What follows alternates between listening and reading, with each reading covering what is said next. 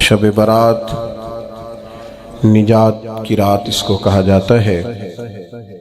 میں ویسے بھی رسمی تقریر نہیں کیا کرتا، اور آج تو میں سمجھتا ہوں کہ ہمیں کچھ منزل نواز باتیں کرنی چاہیے۔ ہماری ذہنی سطح کس تربیت کی متقاضی ہے، اور ہمیں اب کس سمت اپنے سفر کو لے کر کے آگے بڑھنا ہے، اس تعلق سے کچھ باتوں کی اصلاح، کچھ نئے اہداف۔ یہاں خانقائی نظم میں جتنے لوگ وابستہ ہیں ان سے میری گزارش ہوگی کہ وہ دلوں کے کشکول کھول کر اس فقیر بے نوا کی باتوں کو سنیں۔ میں آپ کے سامنے درد دل رکھنے جا رہا ہوں۔ میں کچھ ایسی گزارشات کرنا چاہتا ہوں جو صرف اپنوں سے کی جا سکتی۔ میں جس طرح کا سفر اپنے احباب کے ساتھ کرنا چاہتا ہوں، اس کے تعلق سے کچھ اہم باتیں بڑا سوچ کر، بڑا سمجھ کر۔ اس طرح کبھی زمانہ ہوتا تھا نا خط لکھنے کا، تو جو لوگ خط لکھتے تھے نا، ٹیلی فون پہ تو لوگ فی البدی بول دیتے ہیں نا جو من میں آتا ہے، اور کچھ تھوڑے سے پرانے لوگ جانتے ہوں گے کہ جو لوگ خط لکھتے تھے وہ لکھتے تھے اور سمجھتے تھے کہ عبارت ٹھیک نہیں، پھر پھاڑ دیتے تھے، پھر نئے جملوں کے ساتھ، نئی حسن کے ساتھ نئی عبارت کو تشکیل دیا جاتا تھا، اور کئی دفعہ وہ بھی اس شخص کے قابل نہیں ہوتی تھی جسے وہ خط بھیجنا ہوتا تھا۔ تو سوچ کر، سمجھ کر، پرکھ کر کئی صفحات کو ضائع کر کے ایک مضمون تیار کیا جاتا تھا، اور وہ محبت نامہ اپنے بزرگوں کو، دوستوں کو، بھائیوں کو، عزیزوں کو روانہ کیا جاتا تھا۔ میں بھی آج ایک محبت نامہ آپ کی خدمت میں پیش کرنے جا رہا ہوں۔ قرآن مجید سے میں نے ایک آیہ کریمہ تلاوت کی ہے۔ اللہ کریم نے فرمایا وَمِنَ النَّاسِ مَن يَشْرِي نَفْسَهُ ابْتِغَاءَ مَرْضَاتِ اللَّهِ، فرمایا کوئی آدمی ہے جو اپنی جان ہی بیچ دیتا ہے، اپنی جان ہی بیچ دیتا ہے۔ کوئی شخص کس رستے میں بیچ دیتا ہے؟ مرضات اللہ، اللہ کی رضا تلاش کرتے ہوئے۔ اس رستے میں اس نے اپنی ساری زندگی بیچ ڈالی، لیکن اس کا مقصود یہ تھا کہ مجھے میرا رب مل جائے، میرے رب کی رضا مل جائے، اللہ اور اس کے رسول کی محبت کا حصول میرے لیے آسان ہو جائے۔ اس رستے میں اس نے جان ہی بیچ دی۔ مالک نے اس آیت میں یہ نہیں فرمایا اسے کیا دوں گا، اجر کیا ملے گا، اس کا ثواب کتنا ہے، جنت کہ کس درجے میں اسے رکھا جائے گا۔ فرمایا کوئی آدمی ہے، کچھ لوگ ہیں جو اپنی جان ہی بیچ دیتے ہیں اللہ کی رضا تلاش کرنے میں۔ تو نتیجہ ایک جملہ صرف بیان کیا، فرمایا واللہ رؤوف بالعباد، اللہ بھی پھر اپنے بندوں پر بڑا ہی مہربان۔ اس جملے نے بات کو اتنا کھول دیا ہے، اتنا واضح کر دیا ہے۔ فرمایا اگر تم نے میری خاطر، نبی پاک صلی اللہ علیہ وسلم نے ارشاد فرمایا جب شعبان کی 15ویں رات آئے تو رات کو بیدار رہا کرو اور صبح کو روزہ رکھا کرو۔ تو جب حضور نے کہہ دیا بیدار رہو تو پھر کسی کو سونا نہیں چاہیے، بیدار رہنا چاہیے۔ اور بیداری کا مطلب یہ نہیں کہ وہ آدمی بس جاگتا رہے، اس کا مطلب یہ ہے کہ وہ اللہ اللہ کرے، درود پاک پڑھے، عبادت کرے، تلاوت کرے، ذکر فکر میں رہے۔ کچھ باتیں اس مقصد کے لیے کہ اس رات اللہ پاک نے اپنی رحمت کے دروازے کھولے ہیں، تو کچھ ایسی بات کی جائے جس سے دل نرم ہو جائے۔ دوستو، قرآن مجید کی 2 آیات میں نے پڑھی ہیں۔ اللہ کریم نے فرمایا یا ایھا الذین آمنوا اتقوا اللہ حق تقاتہ، اے ایمان والو اللہ سے ڈرو، اور اتنا ڈرو جتنا ڈرنے کا حق ہے۔ ڈرو اللہ پاک سے، اور جس طرح تم کسی سے ڈرتے ہو، ڈرنے کا حق ہوتا ہے، وہ حق ادا کرنے کی کوشش کرو۔ ہم میں سے بہت سارے لوگ ڈرتے ہیں کچھ لوگوں سے، اور جب وہ ڈر رہے ہوتے ہیں تو انہیں احساس ہوتا ہے۔ اللہ پاک نے ہمارا وہ احساس خود بیان کر دیا ہے، فرمایا جب تم کسی سے ڈرتے ہو تو تمہیں اس کا احساس ہوتا ہے کہ تم کتنا ڈرتے ہو، تو پھر تم کوشش کرتے ہو کہ تم وہ کام نہ کرو جس سے وہ بگڑ جائے گا، ناراض ہو جائے گا۔ جو لوگ قانون سے ڈرتے ہیں وہ اشارہ نہیں توڑتے، کچھ بھی ہو جائے اشارہ نہیں توڑتے، انہیں پتہ ہے کہ یہاں اشارہ توڑیں گے تو الجھ جائیں گے، اور جہاں انہیں فکر نہ ہو کہ کوئی پوچھنے والا نہیں، وہاں ہم نے دیکھا ہے کہ لوگ اشارہ توڑ دیتے ہیں۔ اللہ تبارک و تعالیٰ نے موقع دیا، میں حرمین شریفین حاضر ہوا تو وہاں ایک روڈ دائری روڈ کہلاتا ہے، اس روڈ سے پیدل چلنے والے نہیں گزر سکتے۔ وہ کہتے ہیں جی اس روڈ سے پیدل والا نہ گزرے، ان کے لیے علیحدہ جگہ ہے۔ قانون یہ ہے کہ اگر کوئی پیدل آدمی وہاں سے گزرے اور اس کا ایکسیڈنٹ ہو جائے تو وہ حکومت یہ کہتی ہے کہ یہ کیوں یہاں سے گزرا تھا، لہذا کوئی مقدمہ نہیں ہو سکتا۔ وہاں ہم نے دیکھا ہے کہ لوگ اس سڑک پہ پیر بھی نہیں رکھتے، کہتے ہیں مر گئے تو بنے گا کچھ نہیں۔ یہاں بھی بہت سارے ایسے معاملات ہوتے ہیں کہ جہاں انسان محسوس کرتا ہے کہ یہ بڑا میرے لیے نقصان ہو جائے گا تو وہ ڈرتا ہے۔ ایک چھوٹی سی بات ہے کہ رات کو کوئی آدمی اپنا دروازہ کھلا رکھ کے نہیں سوتا، حالانکہ کوئی حرج نہیں، کبھی کھلا رہ بھی جاتا ہے، اور اگر کبھی رہ جائے تو جس کی ذمہ داری بند کرنے کی ہو اس کے ساتھ پھر جو رویہ ہوتا ہے گھر والوں کا، یہ خوف ہے ہمارا اندر کا، تو بڑی شدت کے ساتھ ہم اس شخص کو سخت سست کہتے ہیں، ڈانٹتے ہیں، کہتے ہیں تو نے خیال ہی نہیں کیا، جمع پونجی لٹ جاتی تو یہ خوف ہے، یہ ہمارا اندر کا یہ خوف ہے۔ آپ بازار میں جائیں تو درجنوں لوگوں نے گن مین بٹھائے ہوئے ہیں، ان کا دل نہیں کرتا کہ اضافی تنخواہ دی جائے، کیا مطلب ہے ایک آدمی کو اضافی پیسے دینے کا، لیکن وہاں آدمی بٹھایا جاتا ہے، اس کو تنخواہ دی جاتی ہے، اس کی روٹی کا بندوبست کیا جاتا ہے، اس کے سارے ضروریات زندگی کا خیال رکھا جاتا ہے، اور پس منظر یہ ہوتا ہے کہ ڈر لگتا ہے اگر یہ شخص نہ ہوا تو ہمارے چوری ہو جائے گی۔ تو اللہ فرماتے ہیں کہ تو جہاں سے ڈرتا ہے تجھے پتا ہے،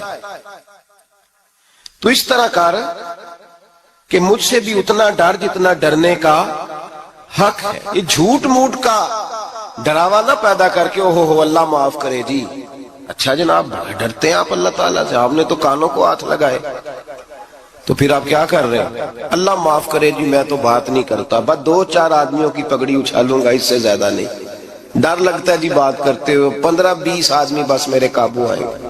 یہ کس قسم کا ڈر ہے؟ ڈرنے کا حکم دیا، اور میرے رسول کریم سید عالم صلی اللہ تعالی علیہ وآلہ وسلم نے ارشاد فرمایا کہ تو رب کریم سے دنیا میں ڈر جا، اس طرح ڈرنے کا حق ہے۔ جب قیامت کا دن آئے گا تو اللہ تجھے ڈرائے گا نہیں بلکہ اپنی رحمت کی چھاؤں میں جنت میں داخل کر دے گا۔ یہاں ڈر، ایک جگہ تو اللہ نے فرمایا ڈرو، اور کچھ جگہوں پہ فرمایا کہ جو میرے علم والے بندے ہیں نا، جن کو میں نے علم دیا ہے، عالم ہیں، ان کے بارے میں فرمایا کہ ان کے دلوں میں میری خشیت ہے۔ انما یخشی اللہ من عبادہ العلماء، اللہ کے بندوں میں سے جو علم والے ہیں وہ اللہ کی خشیت رکھتے۔ قرآن نے ایک جگہ کہا ڈرو، خوف کا لفظ بھی استعمال کیا، وَلِمَنْ خَافَ مَقَامَ رَبِّهِ جَنَّتَانِ، خوف بھی ہے اور خشیت بھی ہے، ان دونوں کا معنی ایک ہی ہے، ڈرنا، خوف کا معنی بھی اور خشیت کا معنی بھی، ڈرنا۔ جب آپ علماء لغت کو پڑھیں گے، عربی ادب کو جاننے والے لوگوں کا مطالعہ کریں گے تو انہوں نے یہی لکھا ہے کہ ان دونوں کا معنی ڈرنا ہے۔ میری طرف دیکھیے، توجہ کریں، کچھ سمجھانے لگا ہوں، اس نقطے کو ضرور سمجھیے گا۔ خشیت کا معنی بھی ڈرنا ہے، خوف کا معنی بھی، لیکن جب صوفیاء کے پاس جائیں نا، صوفیاء جو قرآن و سنت کی روح کی تفسیر کرنے والے ہیں، تو وہ کہتے ہیں نہیں، خشیت اور خوف میں فرق ہے، خوف اور ہوتا ہے، خشیت صوفیاء اس کی تفسیر اور کرتے ہیں۔ وہ کہتے ہیں خوف بھی ہوتا ہے اور خشیت بھی ہوتی ہے، الگ الگ چیزیں ہیں، ایک نہیں۔ بڑی خوبصورت بات ہے، اگر آپ سمجھ گئے تو آپ کو فائدہ دے گی۔ صوفیاء یہ کہتے ہیں کہ بھائی خوف ہوتا ہے اپنے گناہوں کا، کہ میں نے یہ گناہ کیے ہیں، اگر اللہ نے مجھ سے پوچھا تو مجھے بڑا خوف آتا ہے، مار پڑے گی، یہ خوف ہے۔ پھر سمجھ لیں، ایک آدمی نے حرام کا مال اکٹھا کیا ہے زندگی میں، معاذ اللہ اس نے بڑے پاپ کیے، گناہ کیے، شراب پی، بدکاری کی، معاذ اللہ تعالیٰ ثم معاذ اللہ۔ اب اسے ڈر لگ رہا ہے کہ اللہ تبارک و تعالیٰ نے پوچھا تو میں کیا جواب دوں گا، یہ خوف ہے۔ اور خشیت یہ ہے کہ ایک آدمی سارا دن نماز پڑھتا ہے، روزہ رکھتا ہے، عبادت کرتا ہے، اللہ کو یاد کرتا ہے، پھر بھی ڈرتا ہے، یہ خشیت ہے، یہ خشیت ہے۔ جو گناہوں سے ڈرے وہ خوف ہے، اور جو رب کی ناراضگی سے ڈرے وہ خشیت ہے۔ جو کہے یار میرا رب کہیں ناراض نہ ہو جائے، میرا رب کہیں مجھ سے۔ بڑی خوبصورت مثال دی، میں نے اپنے صاحب سے پوچھا کہ حضور یہ مسئلہ کیا ہے، تو فرمانے لگے ایک بادشاہ نے ایک غریب کی بیٹی اسے پسند آ گئی تھی، تو اس نے عزت کے ساتھ اس سے شادی کر لی، رشتہ بھیج کے وقار کے ساتھ۔ بیٹی کا باپ اپنی بیٹی کے مقدر پر رشک کرنے لگا کہ میری بیٹی کو بادشاہ نے پسند کیا ہے، بادشاہ کے شہزادے نے رشتہ بھیج دیا ہے۔ شہزادہ بیاہ کے لے گیا بیٹی کو، 20 کنیزائیں، نوکرانیاں اس عورت کی خدمت کرنے پہ لگی ہوئی ہیں، توجہ ہے، اس کا ہر حکم ماننے کو تیار ہے۔ لیکن وہ بی بی سویرے بھی رو پڑتی ہے اور شام کو بھی رو پڑتی ہے، روتی رہتی ہے۔ اس سے کسی نے پوچھ لیا کہ بی بی تو روتی کیوں ہے، 20 کنیزائیں ہیں، گھر میں سکون ہے، ہر شے ہے، تو روتی کیوں ہے؟ تو وہ کہنے لگی اصل بات یہ ہے کہ جو کچھ مجھے ملا ہے میں اس کے قابل نہیں تھی، تو میں ڈرتی ہوں میرا سائیں کہیں ناراض نہ ہو جائے، وہ ناراض نہ ہو جائے، میں قابل نہیں تھی، میری اوقات نہیں تھی۔ یہ من آنم کے من دانم، میں جو ہوں اس کا مجھے پتا تو ہے، اس نے میری حیثیت سے، میری اوقات سے، میرے ظرف سے، میری محنت سے بڑا بڑھ کے مجھے عطا کر دیا، میری چونکہ اوقات سے زیادہ دے دیا تو میں ڈرتی ہوں وہ ناراض نہ ہو جائے، کہیں میری یہ کھیل، یہ جو میں نے گھونسلہ بنایا ہے، یہ کہیں میرا ٹوٹ نہ جائے۔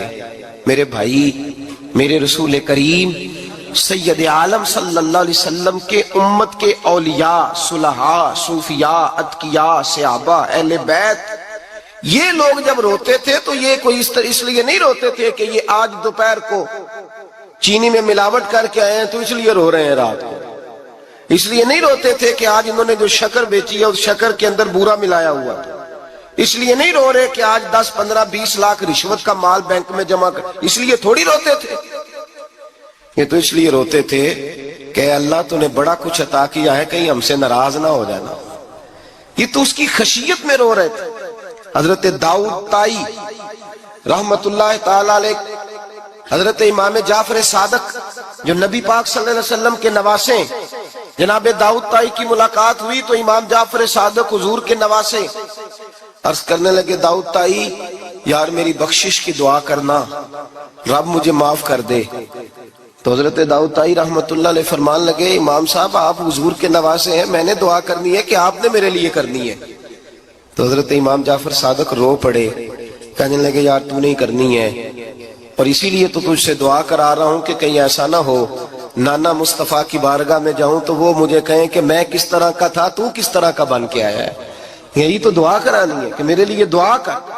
جو جتنا بڑا ہوتا تھا نا اتنی زیادہ خشیت ہوتی، اور گناہگار کے تو اللہ تبارک و تعالیٰ بعضوں کا سزا دیتا ہے، آنسو سلب ہو جاتے ہیں، اس کو تو اپنے گناہوں پہ رونا ہی نہیں آتا، وہ تو روتا ہے بچہ نہ ہو تب روتا ہے، وہ تو روتا ہے پیسے نہ ہو تب روتا ہے، وہ تو اس وقت روتا ہے جب اس کا مال چلا جائے، اس کو تو بعضوں کا گناہگار کو تو بعضوں کا سزا ملتی، اللہ فرماتے تو دنیا کے لیے روئے گا، میرے لیے نہیں رو سکتا۔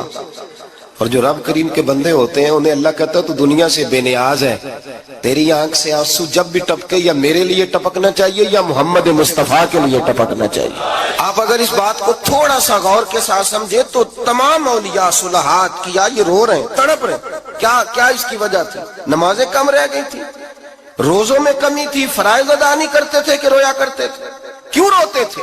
حضرت سیدنا عمر فاروق رضی اللہ تعالیٰ عنہ کے بارے میں صحابہ کہتے ہیں جناب عمر فاروق جب نماز پڑھاتے اتنا رویا کرتے تھے کہ 7ویں صف تک ان کے رونے کی آواز جایا کرتی، 7ویں صف تک ان کے رونے کی آواز جاتی۔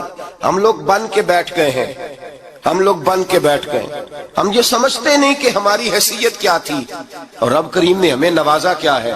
آپ پڑھیے کتابیں، میرے رسول پاک صلی اللہ علیہ وسلم فرماتے ہیں میرا عمر جس گلی سے گزرے شیطان رستہ بدل جاتا ہے۔ نبی پاک فرماتے ہیں میرا عمر جب تک دنیا میں رہے گا دوزخ کو تالا لگا رہے گا۔ اس صاحب اسد الغابہ نے لکھا ہے نبی پاک صلی اللہ علیہ وسلم نے حضرت جبریل امین کو بلایا، فرمایا چل میرے عمر کی شان بیان کر۔ تو حضرت جبریل امین علیہ السلام عرض کرنے لگے یا رسول اللہ صلی اللہ علیہ وسلم 950 سال اگر اللہ مجھے عمر دے، 950 سال رب عمر دے اور پھر بھی میں عمر فاروق کے فضائل بیان کروں تو میں نہیں کر سکتا، عمر کی شان میں نہیں بیان کر سکتا، 950 سال بھی اگر میری عمر ہو۔ نبی پاک نے فرمایا پھر میرے ابو بکر کے بارے میں، عرض کی یا رسول اللہ ابو بکر کی تو بات اس سے بہت آگے کی ہے نا، وہ نبی پاک کتنی عظمت بیان کر رہے ہیں، کس قدر زیادہ رسول کریم صلی اللہ تعالی علیہ وآلہ وسلم ان کی عظمت بیان کرتے ہیں۔ حضرت عمر کیا کہتے ہیں، وہ لوگوں کو بتاتے پھرتے ہیں کہ تم نے دیکھا ہے نا میری کتنی عظمت ہے، وہ یہ نہیں کہتے۔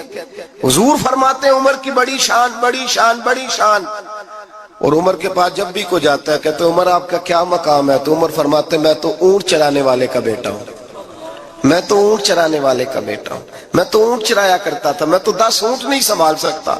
حضرت فاروق اعظم رضی اللہ تعالیٰ عنہ سے کوئی پوچھتے جناب عمر آپ کا کیا حال ہے، تو آپ فرماتے یہ تو میرے مقدر ہے کہ میری بہن نے قرآن سنایا تو میں در رسول تک پہنچ گیا، ورنہ مجھے پوچھنے والا کوئی نہ ہوتا۔ کبھی جناب علی المرتضیٰ کا بازو پکڑ کے کہتے ہیں علی تو نہ ہوتا تو عمر ہلاک ہو جاتا۔ بھائی حضور شانیں بیان کرتے ہیں، نبی پاک کہتے ہیں میرے ابو بکر نے احسانات کیے، بڑے احسانات کیے، میں نے سب کا بدلہ چکا دیا، ابو بکر کا نہیں چکایا، اللہ کی بارگاہ میں عرض کروں گا یا اللہ تو ہی اسے بدلے دے۔ اور جناب ابو بکر صدیق سے کوئی پوچھتا ہے ابو بکر آپ کا کیا حال ہے، تو ابو بکر صدیق فرماتے ہیں مجھ سے میرے اندر کا عالم نہ پوچھو، اگر قیامت کے دن اعلان ہوا نا کہ سارے لوگ بخشے گئے ایک باقی بچا ہے تو مجھے ڈر لگتا ہے اکیلا ابو بکر ہی بچ جائے گا جو نہیں بخشا جائے گا، مجھے ڈر آتا ہے۔ او بھائی بن کے بیٹھ گئے لوگ، لوگوں کو پوچھ کر کے دیکھیں، کہتے ہیں کیا پاپ کیا ہے، کیا ہو گیا ہے؟ خشیت سے کانپتی ہوئی روحیں، تڑپتے ہوئے میرے رسول پاک کے غلام، اولیاء اللہ صوفیاء کرام کے رونگٹے کھڑے ہیں رب کریم کے خوف سے، جو جتنا مالک کو جانتا ہے اتنا کانپ رہا ہے، اتنا ڈر رہا ہے، جس کی آنکھوں سے آنسو خشک ہے مطلب یہ ہے یہ رب کو جانتا ہی نہیں، اسے کیا خبر اس کا جلال کتنا ہے، اسے کیا خبر اس کا عذاب کتنا ہے، تو کیا جانے ان بطش ربک لشدید، جب وہ پکڑتا ہے تو بڑا سخت پکڑتا ہے۔ حضرت عثمان غنی کو 3 دفعہ میرے نبی پاک نے فرمایا جنتی ہے، جنتی ہے، العثمان فی الجنہ، العثمان فی الجنہ، العثمان فی الجنہ، 3 دفعہ حضور نے جنت کی بشارت دی۔ میرے مصطفیٰ کریم نے فرمایا میرا عثمان گلی سے گزرے تو فرشتے بھی اس کی حیا کرتے ہیں۔ جناب عثمان غنی جن کو میرے نبی نے 2 بیٹیاں دے کے کہا عثمان میری 100 بیٹی بھی ہوتی، ایک کے بعد دوسری انتقال کرتی جاتی تو میں ساری تیرے نکاح میں دے دیتا، وہی حضرت عثمان غنی قبر پہ کھڑے ہیں حضور کے وصال کے بعد، ایک قبر پہ کھڑے ہیں، آنکھوں سے آنسو جاری ہے، داڑھی ساری آنسوؤں سے بھر گئی ہے، روتے ہی جاتے ہیں، روتے ہی جاتے ہیں۔ غلام کہتا عثمان یار رونا ہمیں چاہیے، رونا ہمیں چاہیے، جن کو کوئی بشارت نہیں اور آپ کو تو 3 بشارتیں، روتے کیوں ہو؟ جناب عثمان غنی فرمانے لگے جس مصطفیٰ نے مجھے جنت کی بشارت دی اسی رسول نے فرمایا تھا قبر آخرت کی منزلوں میں سے پہلی منزل ہے، آخرت کی منزلوں میں سے پہلی منزل۔ سوچتا ہوں اگر رب کریم نے عثمان سے حساب پوچھ لیا حساب کیسے دینا ہے میرے مصطفیٰ کریم نے؟ یہ تو بات ہے نا جناب عمر کی، یہ تو بات ہے حضرت عمر کی، حضرت ابو بکر کی، جناب عثمان غنی کی۔ اور جس شیر خدا کے بارے میں نبی پاک نے فرمایا علی منی، وانا من علی، فرمایا علی اور میں دو نہیں، میں علی ہوں اور علی میں ہے. جن کو فرمایا من کنت مولا فہذا علی مولا، جس کا میں مولا اس کا علی بھی، اس کا علی بھی. جس مولا علی شیر خدا کو یہ درجہ دیا، ولی المرتضی اٹھے ہیں، نماز کا وضو کیا ہے، مصلی کی جانب جانے لگے تو جناب علی کا وجود تھر تھر کانپنے لگا، تھر تھر چھم چھم آنسو برسنے لگے. حضرت سیدنا امام حسن آگے بڑھے، ابا جی کیا ہوا؟ فرمایا حسن ڈر رہا ہوں، مالک کی بارگاہ میں جا رہا ہوں، کہیں رب علی کو دھتکار ہی نہ دے، کہیں مالک علی سے حساب ہی نہ پوچھ لے، کہیں اللہ تبارک و تعالیٰ ناراضگی کی نظر سے نہ دیکھے. او بھائی، ہم لوگ اتنے دلیر، اتنے تگڑے، اتنے سیاہ، اتنے عقل مند، اتنے گناہوں کے پیچھے پہاڑ ہیں، لیکن مجال ہے کوئی ایک قطرہ وہ آنسو جو ہم نے سنبھال کے رکھے ہیں دنیا داری پہ بہانے کے لیے. کبھی اپنا حساب کر، کبھی سوچ. روز شکوہ کرتا ہے، کہتا ہے میرے پاس پیسے نہیں، گاڑی نہیں، کار نہیں، کوٹھی نہیں، سرمایہ نہیں. کبھی سوچ جو کچھ ہے، اگر رب کریم میرے اور آپ کے اعمال دیکھے تو ہماری حیثیت ہے کہ وہ سارا کچھ ہمیں دیا جاتا، ہماری اوقات تھی کہ وہ ہمیں دیا جاتا جو اس نے دیا ہے. ٹٹول کے دیکھیں، عمر گزر گئی، شکوے کرتے، ذرا پلٹ کے دیکھیں. اگر ہمارے گناہ اور ہماری نیکیاں اکٹھی کی جائیں تو ہم جزا والے نہیں سزا والے نکلتے ہیں معاذ اللہ. محمود غزنوی بڑا پیار کرتے تھے ایاز کے ساتھ، بڑا پیار کرتے تھے، نوازا کرتے تھے. روز کوئی نہ کوئی تحفہ ملتا تھا ایاز کو. کچھ حسد کرنے والوں نے کہا محمود تو اسے تحفے دیتا ہے اور یہ جنگل میں اسلحہ اکٹھا کر رہا ہے، یہ تیرے خلاف علیحدہ سے فوج تیار کر رہا ہے، کچھ وقت آئے گا یہ تجھے چھوڑ کے علیحدہ سے بادشاہی کا دعویٰ کر دے گا. محمود غزنوی کہنے لگے یہ کس طرح کی بات؟ کہا تمہیں پتہ ہے کہ ایاز اثر سے لے کر عشاء تک کہاں رہتا ہے؟ محمود کہنے لگے یار واقعی میں نے کبھی پوچھا تو نہیں. شک کا بیج بو دیا، شک کا بیج بو دیا. محمود غزنوی کہنے لگے اچھا آج میں پیچھا کروں گا، تفتیش کروں گا، تحقیق کروں گا کہاں جاتا ہے، تحقیق کروں گا. محمود غزنوی نکلے پیچھا کرنے. عصر کے بعد ایاز نے جنگل کا رخ کیا، محمود بھی پیچھے پیچھے ہو لیے. کہتے ہیں جنگل کے بیچ جا کے ایک جھونپڑی آئی، اس جھونپڑی کے اندر ایاز گئے، دروازہ کھولا، اندر چلے گئے. مجھے بڑا غصہ تھا کہ ہر بات مجھے بتاتا ہے، یہ کیوں نہیں بتائی؟ جب ایاز اندر گئے تو میں نے زور زور سے دروازہ کھٹکھٹایا غصے کے ساتھ. ایاز نے دروازہ کھولا، باہر آئے. میں نے کہا پیچھے ہٹ. ایاز پیچھے ہٹے تو میں اندر چلا گیا. محمود کہتے ہیں جب میں اندر گیا تو میں نے اس جھونپڑی میں ایک پرانا کرتا لٹکا ہوا دیکھا، ایک ٹوٹے ہوئے جوتے پڑے ہوئے دیکھے، ایک چھوٹا سا ڈنڈا دیکھا، ایک مٹکا، ایک پیالہ دیکھا. میں نے ساری تلاشی لی تو چند ٹوٹی پھوٹی پرانی چیزیں. میں نے کہا ایاز یہ کیا ہے؟ تو کہتے ہیں ایاز کہنے لگا بادشاہ ٹٹول کے دیکھ لے، یہی کچھ ہے جو تو نے دیکھا. میں نے کہا یہ ہے کیا؟ کہتے ہیں ایاز پیروں میں بیٹھ گیا، تڑپ کے رونے لگا. کہنے لگا بادشاہ یہ میری اوقات ہے، یہ میری اوقات ہے، یہ میری اوقات ہے، یہ میری اوقات ہے. کہا کیا مطلب؟ کہنے لگا جس دن تیرے پاس آیا تھا نا تو یہ میری کائنات تھی کل. آج تیری مہربانیوں نے مجھے یہاں تک پہنچا دیا ہے. میں جو تیرا غدار نہیں نہ ہوتا، میں جو تیری نافرمانی نہیں کرتا، اس لیے نہیں کرتا کہ میں ہر شام آ کے اپنی اوقات یاد کرتا ہوں اور پھر مجھے روز رات کو میرا نفس کہتا ہے اس کا وفادار رہنا، اس کا وفادار رہنا. تو اس حال میں تھا جب آیا تھا، اگر یہ بگڑ گیا تو پھر تجھے اپنی اوقات کا پتہ ہے نا. محمود غزنوی نے سینے سے لگایا. کہنے لگے آج تک تو بچا بھی اس لیے ہے کہ تو اپنی اوقات نہیں بھولا. ملا رومی کہتا ہے اپنی اوقات یاد رکھ، تو کیا تھا. تجھے ایک رات سونے نہ دے تو اپنی ٹانگوں پہ کھڑا نہیں ہو سکتا. تیری وہ آنکھ لے جائے تو کچھ نہیں کر سکتا، وہ تجھے معذور کر دے تو کچھ نہیں کر سکتا. 30 سال کے اونچے 7 فٹ قد کے جوان اس نے فالج زدہ کر کے ہسپتالوں میں ڈال دیے، وہ کچھ نہ کر سکے. بڑے بڑے پہلوان جو کہتے تھے کہ ہم اٹھے تو دنیا اٹھتی ہے، اس نے پھینک دیے من و مٹی کے نیچے، کچھ نہ کر سکے.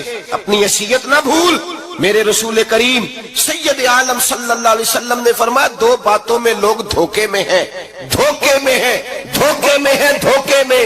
یا رسول اللہ کون سی؟ فرمایا جو صحت مند ہے وہ دھوکے میں ہے، وہ سمجھتا ہے میں کبھی بیمار ہی نہیں ہوں گا، مجھے روز اسی طرح نیند آئے گی جس طرح اب آتی ہے، میں روز اسی طرح اٹھوں گا جیسے اب اٹھتا ہوں، میں اتنا ہی لمبا چوڑا رہوں گا جس طرح آج ہوں، میرا حسن اسی طرح قائم رہے گا جیسے آج ہے۔ تو دھوکے میں ہے، دھوکے میں۔ بڑے بڑے آئے اور بڑے بڑے مٹی کا ڈھیر ہو گئے، فنا ہو گئے، کل من علیہ فان، فنا ہو گئے، کوئی پوچھنے والا نہ رہا۔ اور میرے رسول پاک نے فرمایا جو فارغ ہیں، جن کو رب نے اپنی عبادت کے لیے فارغ کیا، اپنے دین کی نوکری کے لیے فارغ، وہ بھی دھوکے میں ہیں، وقت ضائع کر رہے ہیں، چوک اور چوراہے میں کھڑے ہیں۔ میرے بھائی جب اپنی حیثیت انسان بھولتا ہے، حیثیت بھولتا ہے، پھر وہ شکوہ کرتا ہے، جب اپنی اوقات بھولتا ہے پھر شکوہ کرتا ہے، جب وہ بھول جاتا ہے کہ میں کیا تھا پھر وہ شکوہ کرتا ہے۔ حضرت سیدنا امام اعمش رحمت اللہ علیہ بازار میں کھڑے تھے تو بادشاہ کا بیٹا گزرا، اکڑ کے گزرا، آپ نے بازو پکڑ کے کھینچا، فرمایا جا کے اپنی ماں سے پوچھ اور اپنے باپ سے پوچھ تیری اوقات کیا ہے۔ اکڑ کے چلتا ہے، جا پوچھ ان سے تیری حیثیت کیا ہے۔ حضرت جناب سیدنا امام اعمش نے ڈانٹا تو واپس آیا، آگے کہنے لگا ابا وہ امام کیا کہتا تھا کہ میری اوقات کیا ہے، کیا اوقات ہے میری؟ تو باپ اور ماں دونوں گھورنے لگے، کہنے لگے بیٹے ہمارے پاس دولت بھی تھی، گھر بھی تھا، مکان بھی تھا، جائیدادیں بھی تھی، بادشاہت بھی تھی، پر ہم دنیا کے دروازوں سے بھیک مانگ مانگ کے تھک گئے تھے۔ عرش کا مالک ایک بیٹا عطا نہیں کرتا تھا، ایک بیٹی نہیں دیتا تھا، تڑپ گئے تھے، روتے تھے، سسکتے تھے۔ پھر وہی امام احمد جنہوں نے آج تجھے گلی میں کھڑا کیا ہے اس کے دروازے پہ جا کے بیٹھ گئے۔ ہم نے کہا رب ناراض ہو گیا، دعا کرو ہم سے راضی ہو جائے، چلو زیادہ نہیں ایک لال ہی ہمیں دے دے۔ کہ امام اعمش دعائیں کیا کرتے تھے تو تب اللہ پاک نے تو ہمیں عطا کیا تھا۔ تیری او بھائی اپنی حیثیت کا تو تعین کر، تو بڑھ بڑھ کے باتیں کرتا ہے، تو بڑا کھل کھل کے بولتا ہے، اپنی حیثیت کا تو تعین کرنا، ذرا اندازہ تو کرنا کہ تو کون تھا، کہاں سے آیا ہے، تیری اوقات کیا ہے۔ یہاں لوگ ایک منٹ میں آگے نکل جاتے، پلٹ کے دیکھ تو صحیح۔ اور میرے بھائی جو بڑے لوگ تھے وہ تڑپا کرتے تھے۔ حضرت فضیل بن عیاض رحمت اللہ علیہ فرماتے ہیں بغداد میں بارش نہیں ہوتی تھی، قحط پڑ گیا، جانور پیاس سے مرنے لگے، جوان بچے بوڑھے نڈھال ہونے لگے۔ فرماتے ہیں میں بھی نکلا، سفیان ثوری بھی نکلے، اور بھی کئی صوفیاء میدان میں نکلے، دعائیں مانگی پر بارش نہیں ہوتی تھی۔ فرماتے ایک جھونپڑی سے ایک سفید بالوں والا اور گندمی رنگ والا ایک بوڑھا غلام نکلا جو کسی کا ملازم تھا، باہر آیا چونپڑی سے، ہم اسے دیکھ رہے تھے وہ ہمیں دیکھ نہیں رہا تھا۔ فرماتے ہیں اس کے چہرے پر عبادت کے نشان تھے، دور سے اس کا چہرہ دیکھتے لگتا تھا کوئی رب کریم کا بندہ ہے۔ فرماتے ہم اسے اللہ کا ولی جانتے تھے۔ اس نے دعا مانگی کہ تو لفظ پتہ کیا ہے دعا کے؟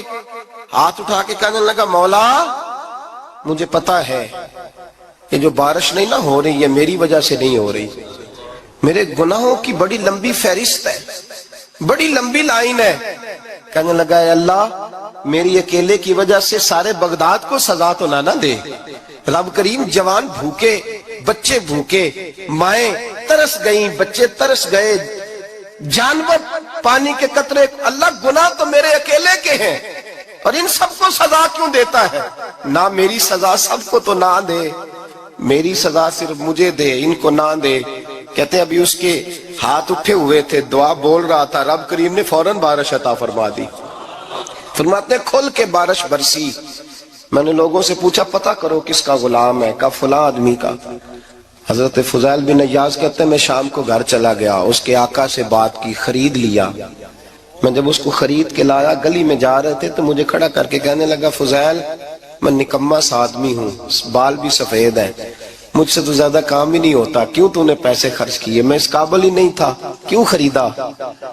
تو حضرت فضیل ابن عیاض کہتے ہیں میں نے اس کو کہا کل جو تو نے دعا مانگی تھی تو نہیں دیکھ رہا تھا، ہم دیکھ رہے تھے، تو مقبول ہے رب کریم کی بارگاہ کا، تجھے اس لیے خرید کے لایا ہوں، تو مقبول ہے۔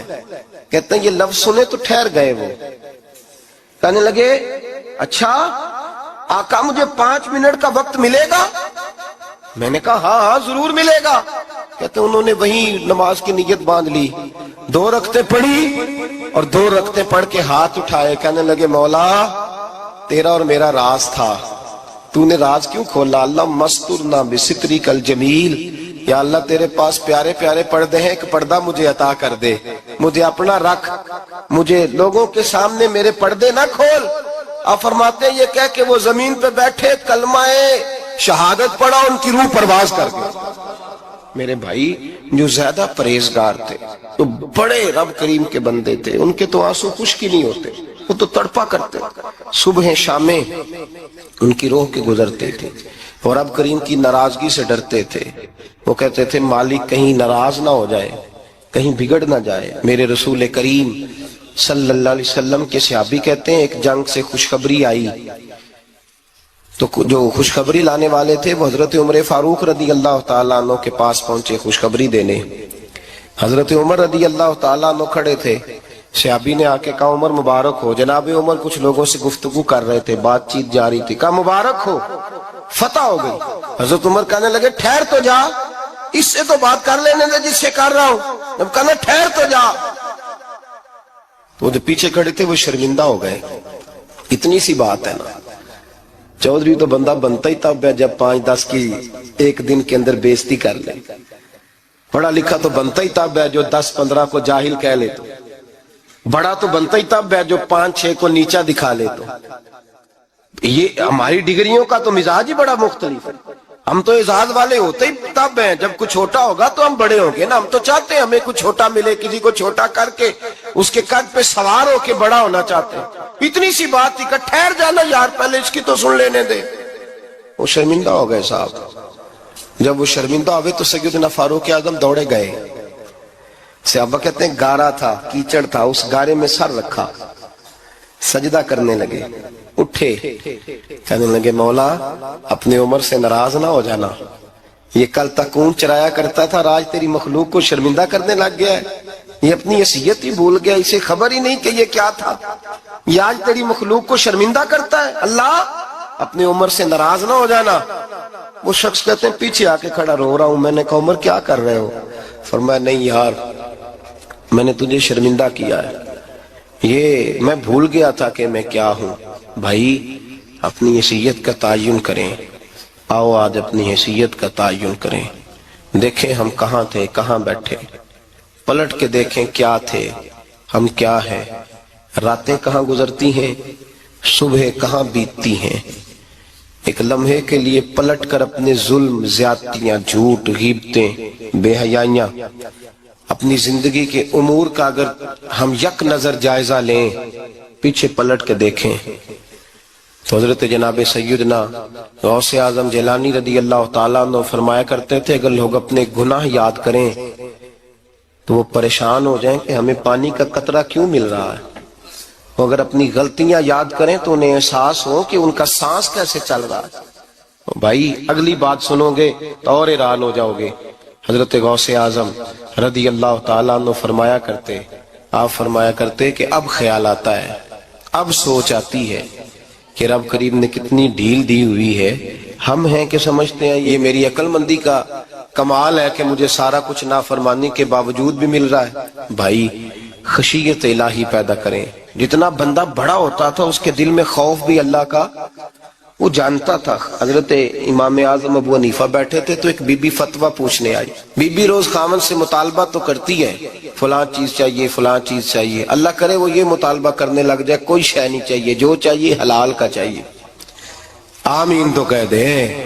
اللہ کرے بی بی یہ مطالبہ کرنے لگ جائے سوکھی روکھی چاہیے پر چاہیے مجھے جائز دینا، بے شک ایک وقت دینا، اللہ کرے یہ مطالبہ ہونے لگ جائے، شب برات کی بڑی مقدس رات، اللہ کرے اس رات یہ مطالبہ ہونے لگ جائے۔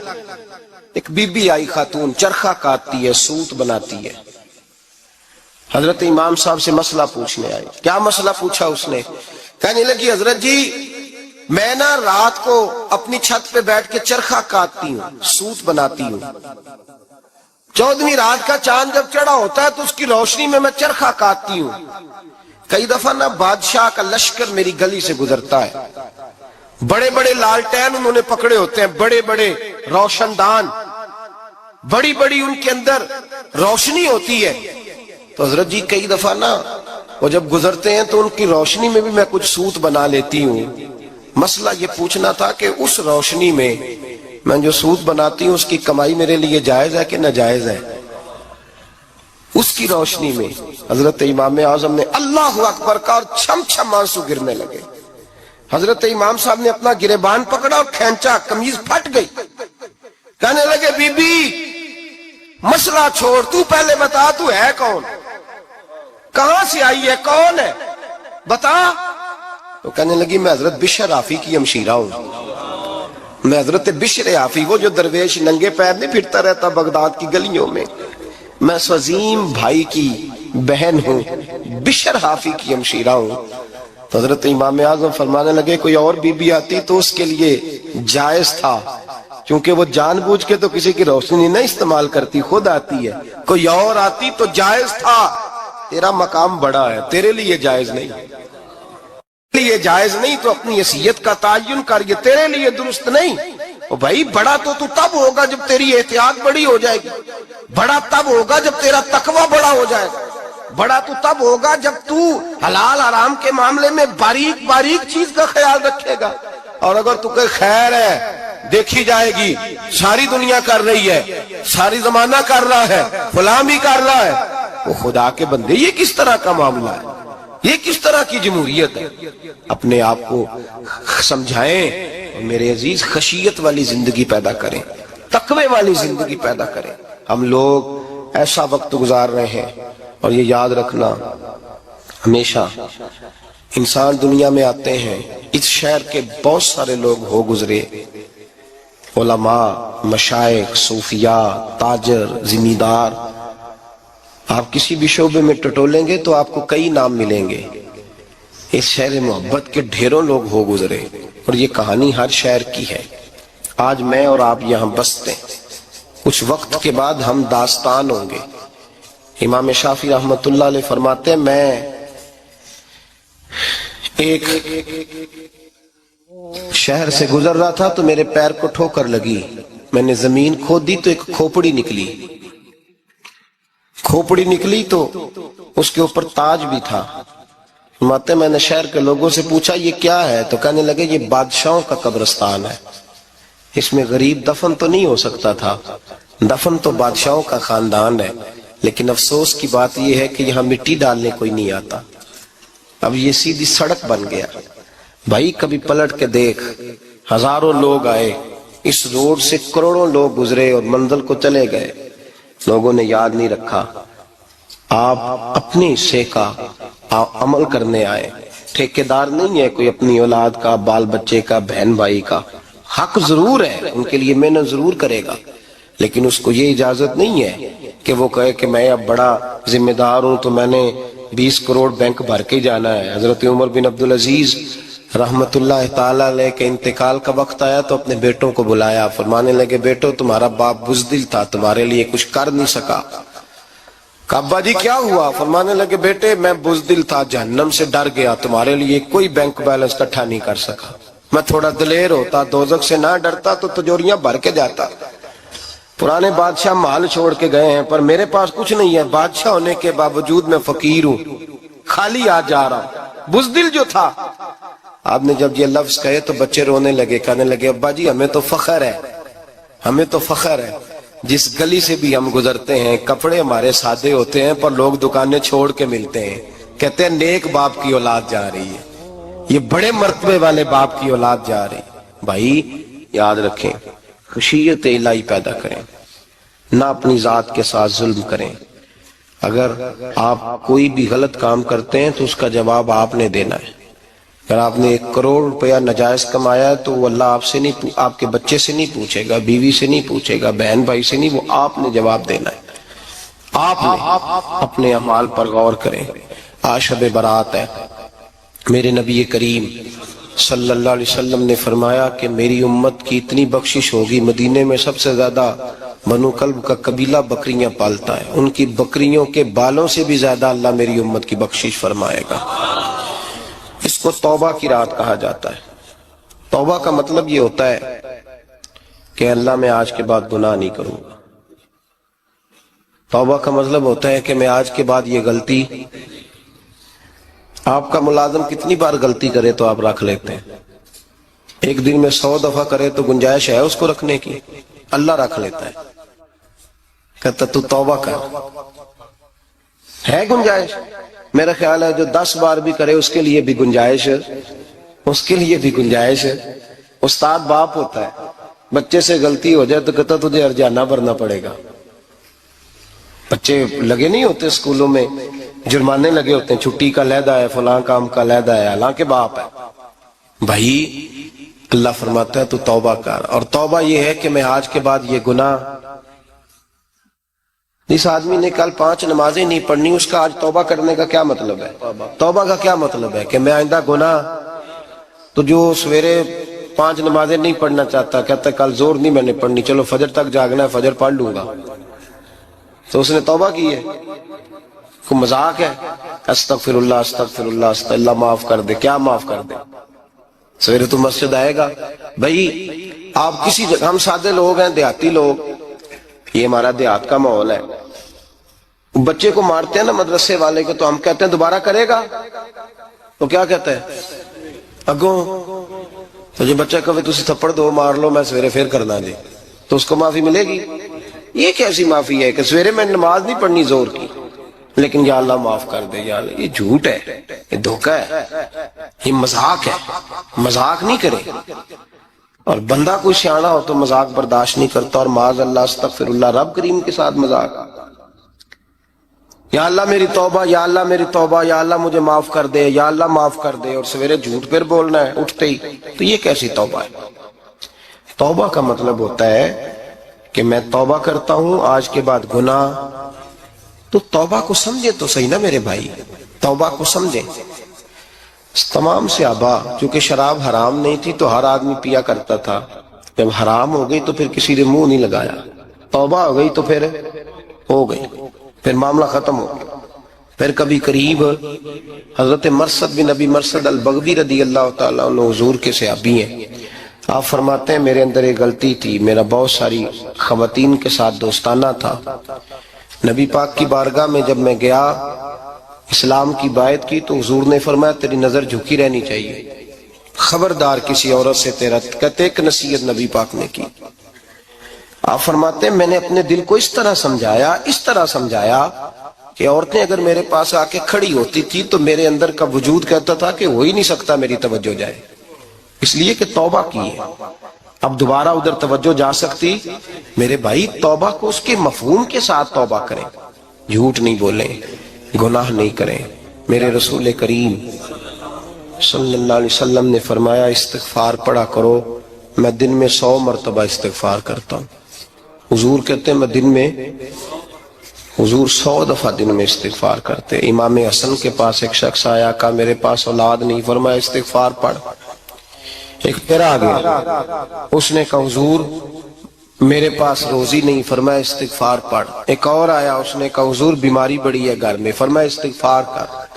آپ کے صاحبزادے بیٹھے تھے، کہا ابا جی جو آتا ہے آپ استغفار ہی بتاتے ہیں۔ آپ فرمانے لگے جب کوئی بندہ توبہ کرتا ہے تو رب راضی بڑا ہوتا ہے۔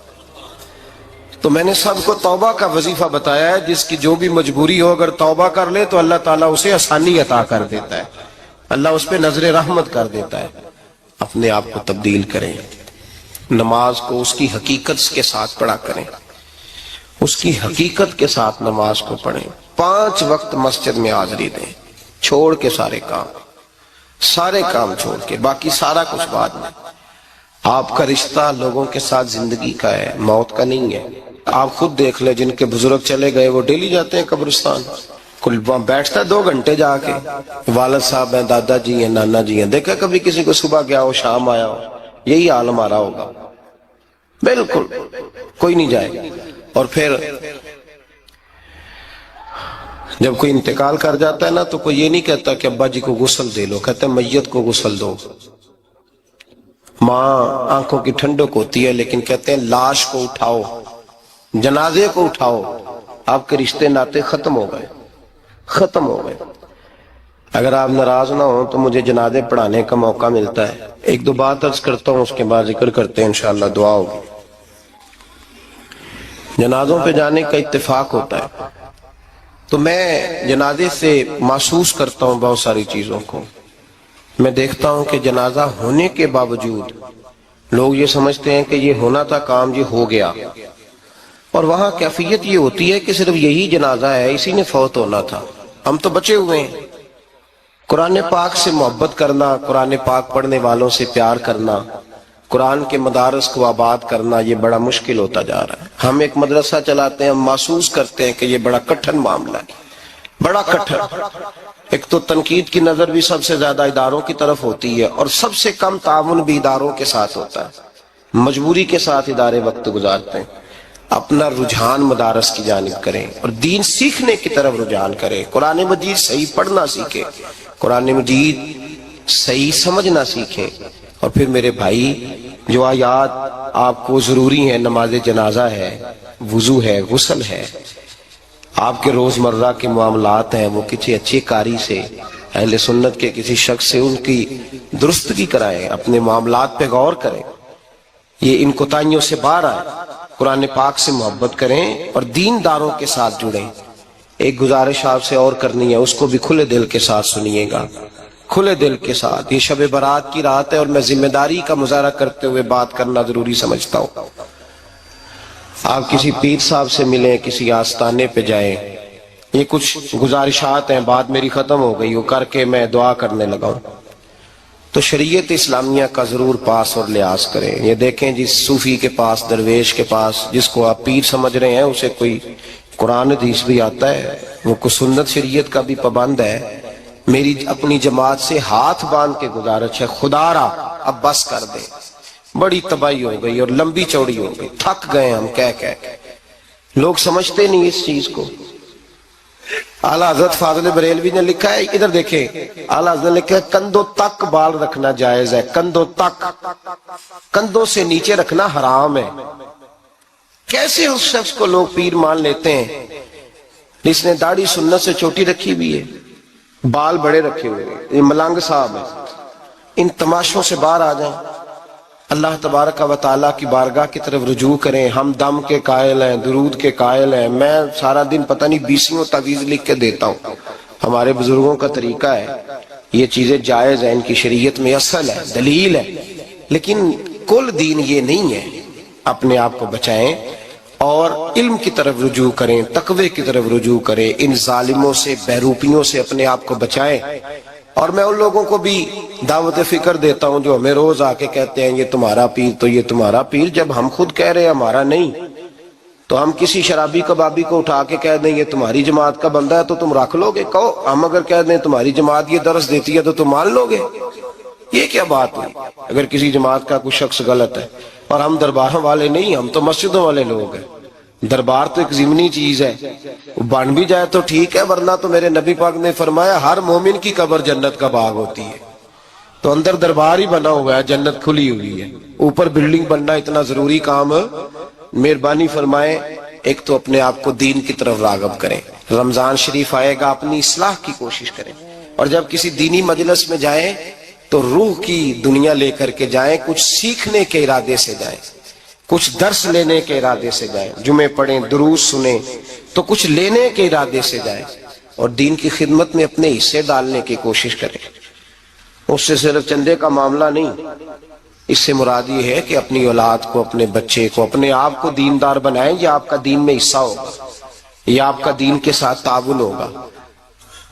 आखिरी बात मेरे भाई आप हजरात से ये है, उसको जरूर समझें, खवातीन को पर्दे का पाबंद करें, इनको पर्दादारी सिखाएं।